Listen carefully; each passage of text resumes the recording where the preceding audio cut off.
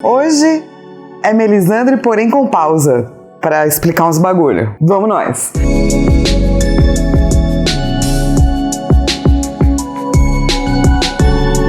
Oi, eu sou a Flávia Gaza, essa é a Malu, esse é o canal do Garotas Geeks e hoje a gente volta com as análises do imaginário de personagens de Game of Thrones. E se você quer saber mais sobre como, de onde vem essas teorias tudo louca que a gente usa para fazer essas análises, vai ali no podcast do Joy, os Jogos Imaginários, que é meu grupo de estudo, que a gente começa a explicar de onde veio. E muitas vezes quando eu tô fazendo essas análises, vocês me perguntam, mas o que é diurno direito? O que é noturno direito? E a resposta é sempre muito complexa. Então eu resolvi pegar a personagem da Melisandre pra gente meio que fazer uma pausa e nos focarmos em compreender algumas coisas do regime diurno, porque a Melisandre é uma personagem muito diurna e talvez esse vídeo possa ajudar. Vamos limpar esse olho? Você tá sempre com os olhos sujos, onde você enfia a sua cara? O regime diurno do Gilbert Durand, que é conhecido como regime da flecha, ele é um regime ascensional. É um homem que olha para a morte e pensa, preciso combater, preciso vencer. E se eu não conseguir vencer,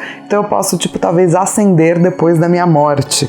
O regime noturno a gente chama de dominante mística, dominante digestiva, porque você digere apenas que um dia você vai morrer e é isso aí. E tudo bem. Então, existe uma diferença muito grande entre os dois regimes. Mas toda vez que eu falo que o regime do noturno é um regime místico, as pessoas acreditam que toda magia estaria então no regime noturno. E eu digo, não. E é isso que a gente vai explicar com a Melisandre. A Melisandre, o final dela na série eu gosto muito, porque eu acho que representa uma possibilidade de noturno para a personagem. Ela pode abandonar quem ela é, ela pode deixar-se morrer, que é uma coisa aí que não é normal e costumeiro em personagens especialmente de épicos e tal, mas ela vive a vida inteira dela no lugar do diurno. Então eu vou tentar explicar algumas imagens do diurno, porque tem várias a partir dela, e a gente começa com o fato dela não morrer. Quando um personagem não morre ou combate a morte, isso vai direto ao regime diurno, que é exatamente o combate à morte. Então ela usa de magia, por conta lá do lance do rubi, né, que fica na gargantilha dela e tal, para não morrer. Então ela já foi envenenada, ela sabe que ela pode passar por vários treques, que essa bicha só não morre, entendeu? E, inclusive, quando ela tira, você vê que ela tem muita idade, mas muita mesmo, tanto que no final ela desfalece mesmo, vai embora pedacinhos aí no melhor estilo Marvel Universo, porque essa vida dela não é mais natural. Então esse simples embate de vida e de morte já coloca ela dentro do regime diurno, como também a religião que ela representa. A religião de Hilor, né, vai dizer que existem duas coisas, a vida e a morte. Um Deus, outros são todos falsos. Esse dualismo, essa coisa meio que a gente chama de esquizoide, ou seja, extremamente bem separada de quem tá do lado certo, quem tá do lado errado, é uma coisa do regime diurno. Eu acho que o regime diurno é muito fácil de entender, porque a gente vive ele muito, não apenas no nosso dia a dia, mas nas nossas histórias. Então toda vez que alguém acende, toda vez que alguém mata um monstro, toda vez que se define um herói, a gente tá dentro do regime diurno. O que não significa que ele não é importante. Você precisa dele para conseguir acabar suas tarefas aí do dia a dia sem querer simplesmente desfalecer. Mas a gente tem uma polarização muito extrema no regime diurno que mostra aí a religião da Melisandre. Eu acho que inclusive quase todas as religiões de Game of Thrones são extremamente ascensionais. A maior parte das religiões mas algumas são muito mais imanentes. Elas acreditam que as coisas vêm da matéria e não que as coisas vêm de um Deus divino, entende? Elas não são extremamente verticais, elas são mais horizontalizadas. Talvez a religião antiga e as crianças da floresta a gente possa colocar tendo aspectos um pouco mais noturnos do que diurnos. Mas é uma coisa a ver, tá, gente? Não vamos dizer isso com 100% de certeza. Outra coisa que é muito louco, que tem a ver com magia, mas que tem a ver com diurno, é a clarividência. Por quê? Porque você está trazendo luz para algo que está obscurecido. Se você sabe o seu futuro, você controla melhor o tempo e você controla melhor a sua morte. Então esse também é um exemplo de magia do diurno. E o fogo, que tem a ver com ela, o fato dela se vestir de vermelho, ter o cabelo vermelho, ser do deus do fogo, é tudo vermelho. O fogo, obviamente, ele pode ser usado em situações no qual ele não é necessário necessariamente diurno. Dá uma olhada lá no vídeo, por exemplo, do Jaime Lannister, que eu falo um pouco sobre outro tipo de fogo. Mas nesse caso a gente está falando do fogo que é purificador, o fogo que destrói os inimigos. Então ele é um fogo extremamente diurno. No Estruturas Antropológicas do Imaginário, do Gilbert Durand, ele vai citar esse fogo assim: é o elemento olímpico setentrional que entra em constelação com o culto da luz, do céu, do fogo purificador, que é venerado nos lugares altos, de que analisamos as significações ascensionais. Ou seja, ele está colocando isso como uma significação ascensional. Esse fogo também tem muito a ver com uma coisa que a gente chama de signos ou símbolos diaréticos, que trazem o dia, porque ele está muito associado com o Sol. Numa outra página ele vai dizer assim, ó: o isomorfismo constitutivo, que constitui, do regime diurno é da representação de o estatismo da transcendência oposto ao devir temporal, ou seja, tem o tempo aí, você vai ser engolido por ele, vai morrer, mas você pode ascender a isso.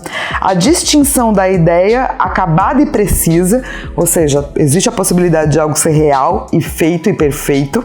O maniqueísmo inato entre o dia e a noite e entre a luz e a sombra, mitos e alegorias relativos à ascensão solar. Então a gente está falando sempre do Sol que traz a possibilidade de luz. Em contrapartida a esse Sol muito louco e muito legal, a gente tem os símbolos nictomórficos, que são os símbolos que trazem a noite. Mas não uma noite legal e bonitona, uma noite evil, do mauzão, que você fica com medo. Uma das coisas que ela faz é trazer o bebê de sombras, ou dizer, a noite é escura e cheia de terrores. Essa é a noite da nictomorfia, cabe perfeitamente na personagem da Melisandre. O fato dela ser uma feiticeira também é uma coisa meio nictomórfica.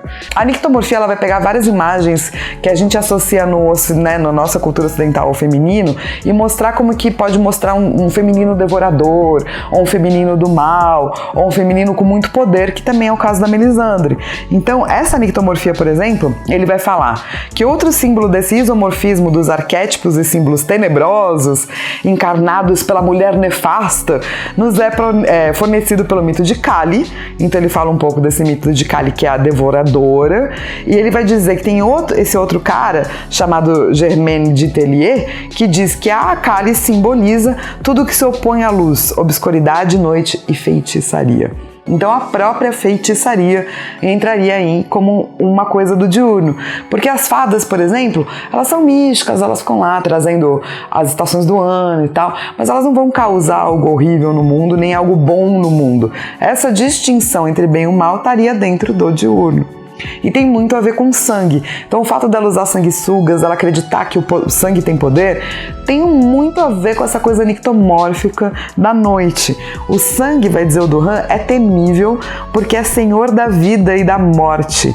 E porque sua feminilidade é o primeiro relógio humano, o primeiro sinal humano correlativo ao drama lunar.